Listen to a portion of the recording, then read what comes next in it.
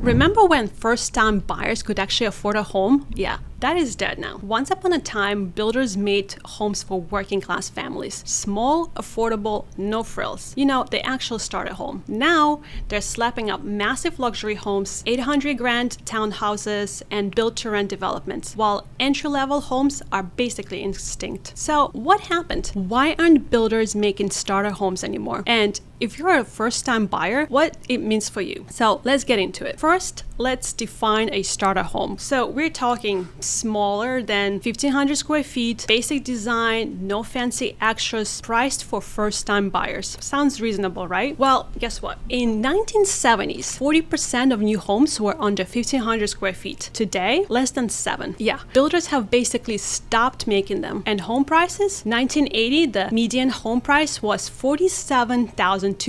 And adjusted for inflation, that's about 180 grand today. 2023, the median home price, $416,000. So in just 2 generations, the cost of buying a basic home has more than doubled. Wages barely moved. So something doesn't add up. Let's break down why builders have abandoned starter homes altogether. It's not just one reason, it's a perfect storm of bad incentives. Let's look at land costs. They're out of control. Just decades ago, land was cheap and abundant. Land prices, however, have jumped over 800% since 1980. Now, zoning laws, environmental regulations, and city restrictions make land insanely expensive. And when land costs millions per acre, builders can't afford to put a tiny 250 grand home on it. And builders make more profit on big homes. Let's say a builder has 1 acre of land. They can either build 4 small homes and sell them for 300 grand each, or they can build 2 luxury homes and sell them for 800 grand each. What do you think they're gonna do? Yes, this is not just demand, it's all about profit. And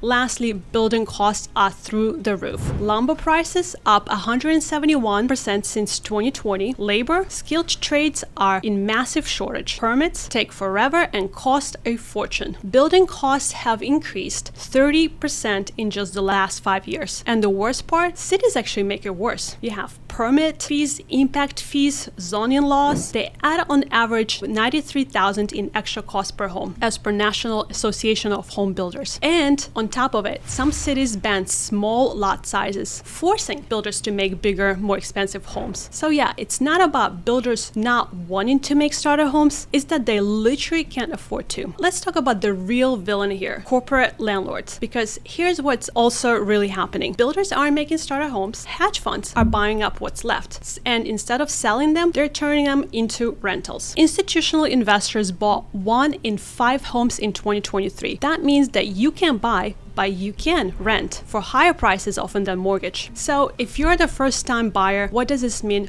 to you? Well, your choices are shrinking. We have less inventory, higher prices, and no starter homes being built. Competition is brutal because you're bidding against investors with all cash offers and you can't compete. You're being forced into long-term renting, which is exactly what corporate landlords want. Average rent price now outpaces mortgages in most US cities. And if this doesn't change, we could become a country where owning a home is a luxury reserved for the wealthy. So how do we fix this? And what can we actually do? Well, for one, we could reform zoning laws, allow more small lot development and multifamily housing. 2, slash permit and regulatory costs. And this would lower the barriers to affordable building. Incentivize builders to create starter homes, not just McMansions. And crack down on institutional investors buying up homes, so actually people can buy them too. And let's be real, none of this will happen unless people start demanding, because right now the system is working exactly as it's designed. And if you're wondering why you can't buy a home, here's your answer. It's not that builders don't want to build affordable homes, it's that the entire system from land costs to corporate greed is designed to make sure they don't.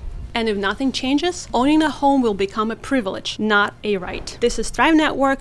Comment, like, and share, and I'll see you on the next one.